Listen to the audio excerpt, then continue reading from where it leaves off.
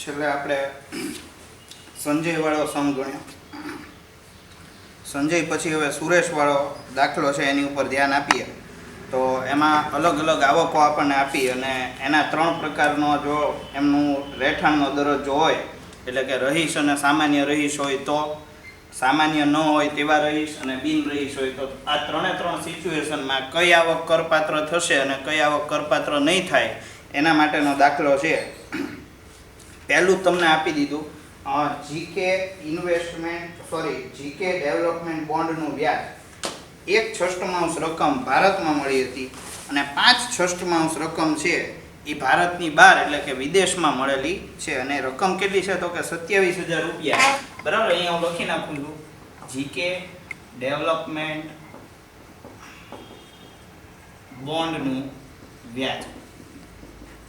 હવે ભારતમાં જે રકમ મળેલી છે એ 3 જગ્યાએ કરપાત્ર થશે. એનું કારણ છે જે પણ ભારતીય આવક છે એ રહીશ, સામાન્ય રહીશ હોય કે સામાન્ય ન હોય તેવા અથવા તો બિન રહીશ કોઈ પણ કેટેગરીમાં રહેઠાણના દરજ્જામાં તમે આવતા હો, જો ભારતની આવક હોય તો એ કેવી થઈ જાય કરપાત્ર.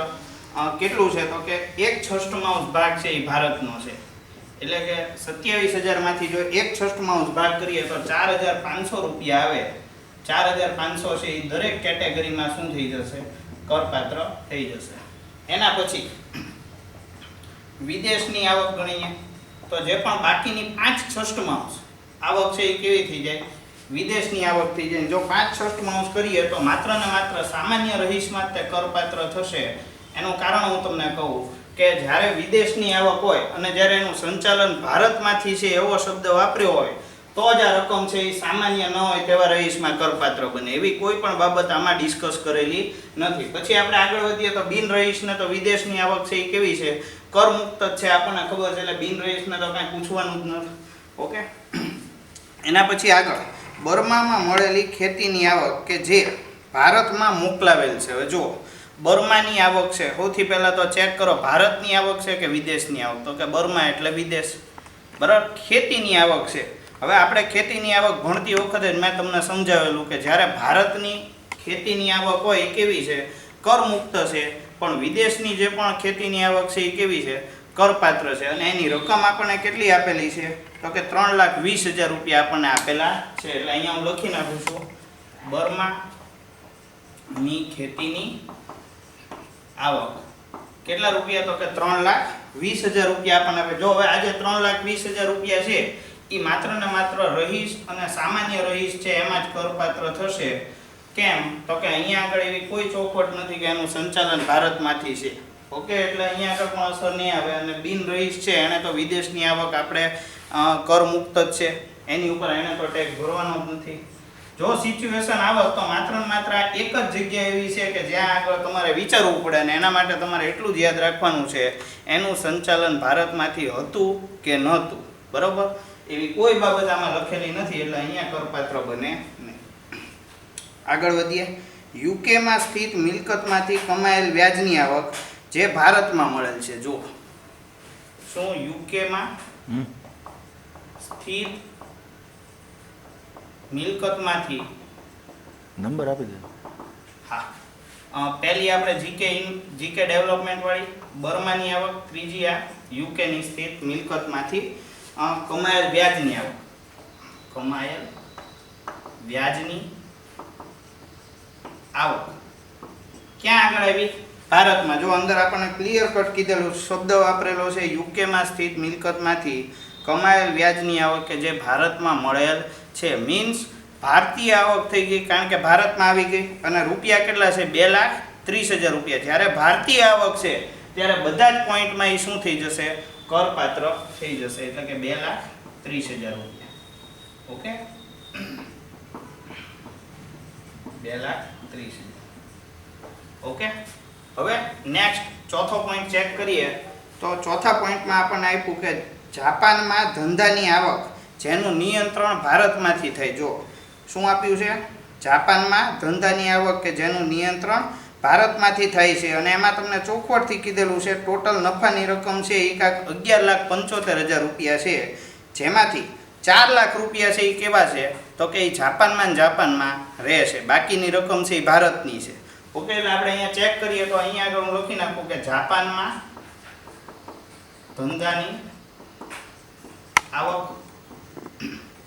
ઓકે, તો એમાંથી અમુક રકમ એવી છે કે જે ભારતમાંથી સંચાલિત થાય છે અને ભારતમાં છે, બરાબર, અને બીજી ક્યાં હશે? જાપાનમાં. ઓકે, એટલે આના આપણે બે ભાગ પાડી દઈએ. રકમમાં તમને કઈ રીતે કીધું તો કે રકમમાં તમને એમ કીધેલું છે કે જેનું નિયંત્રણ મુંબઈથી છે. જો આ બહુ મહત્વનો શબ્દ, જ્યારે નિયંત્રણ મુંબઈમાંથી છે એનો મતલબ એમ થયો કે આ ભારતમાંથી નિયંત્રિત થાય છે આ ધંધો.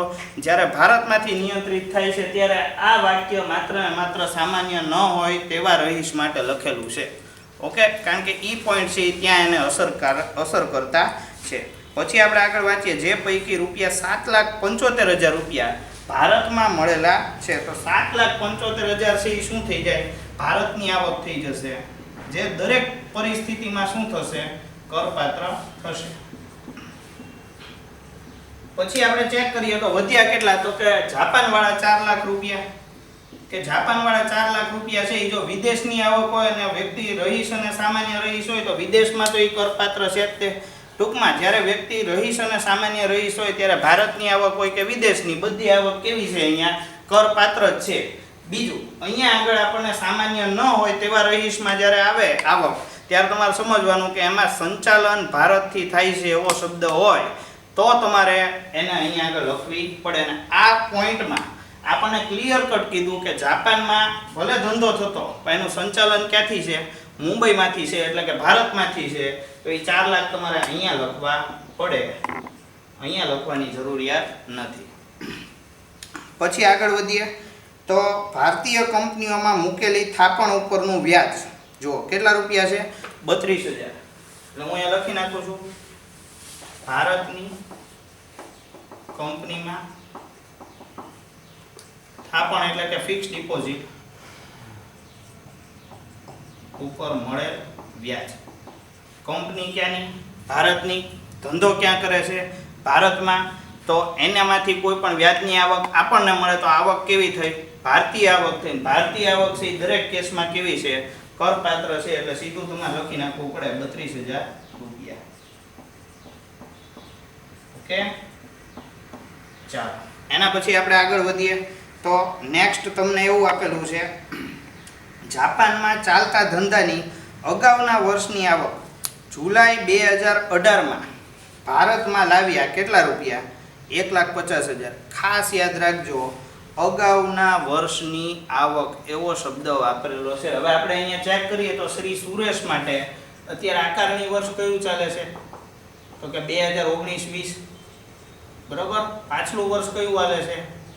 2018-19. તો આ સમયગાળાની એટલે કે 1/4/2018 થી 31/3/2019 આટલા સમયની તે આવક હોવી જોઈએ તો જ અહીંયા આગળ શું થાય?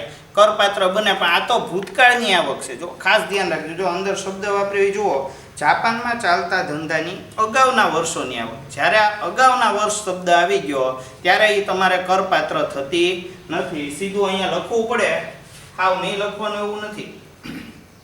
જાપાનમાં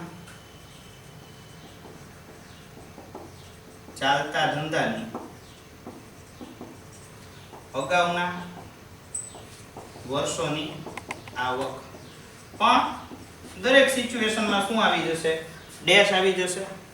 પછી નેક્સ્ટ 7મો પોઈન્ટ, મુંબઈમાં ચાલતા ધંધાનો નફો ₹50,000. પણ કાઉન્સમાં આપણને એમ કીધું કે તેનું સંચાલન પરદેશમાંથી થાય છે અને 50% નફો પણ પરદેશમાં મળે છે. ખાસ ચેક કરો. જો ધંધો ચાલે છે ક્યાં? ભારતમાં. બરોબર. ભારતમાં ધંધો ચાલે તો નફો ક્યાંથી મળ્યો?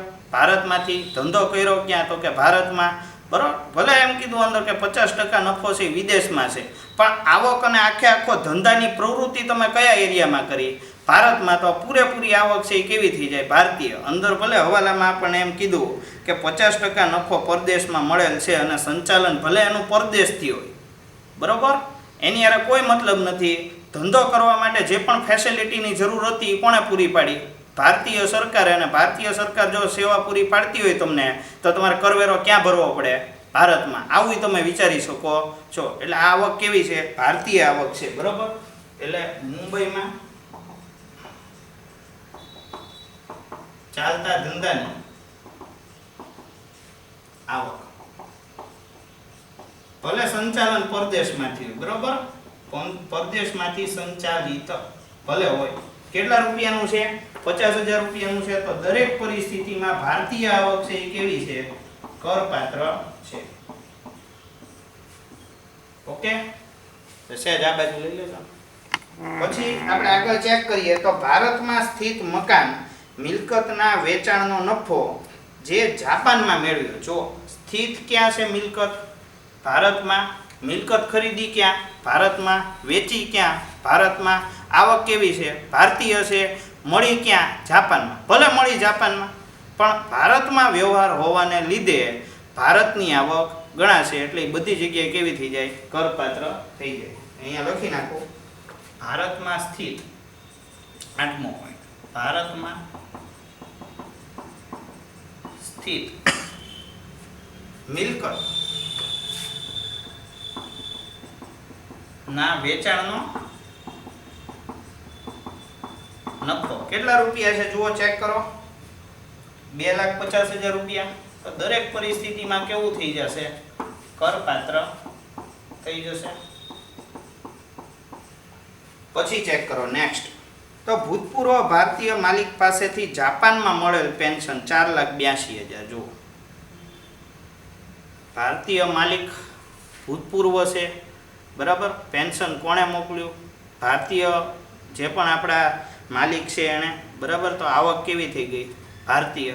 ફરીથી એક વખત એ જ પ્રશ્ન, જ્યારે પણ ભારત વચ્ચે આવે એનો મતલબ એમ થઈ ગયો કે ઈ કરપાત્ર બને છે દરેક પરિસ્થિતિમાં, બરાબર. આ આપણા લેવલે એટલું વિચારવાનું રહ્યું.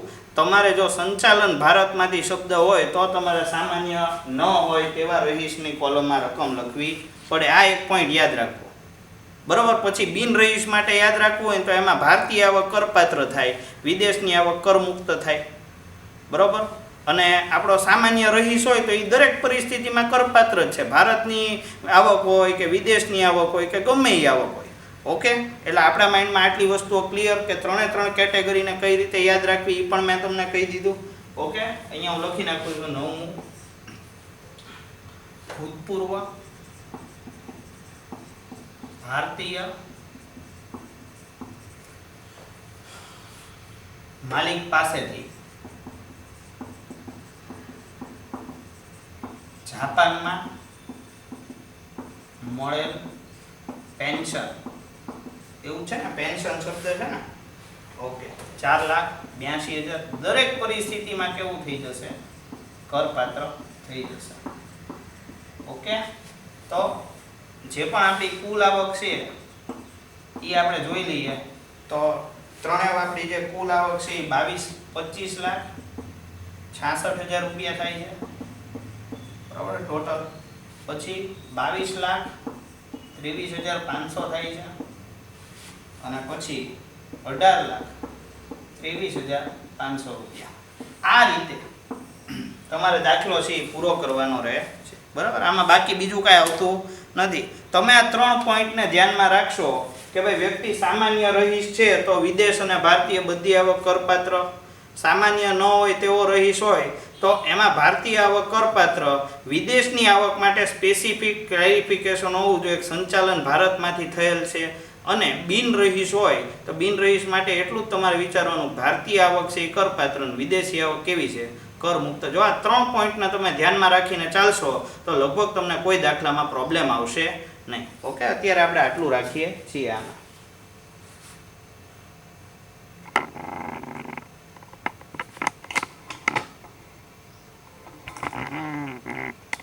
ઓકે.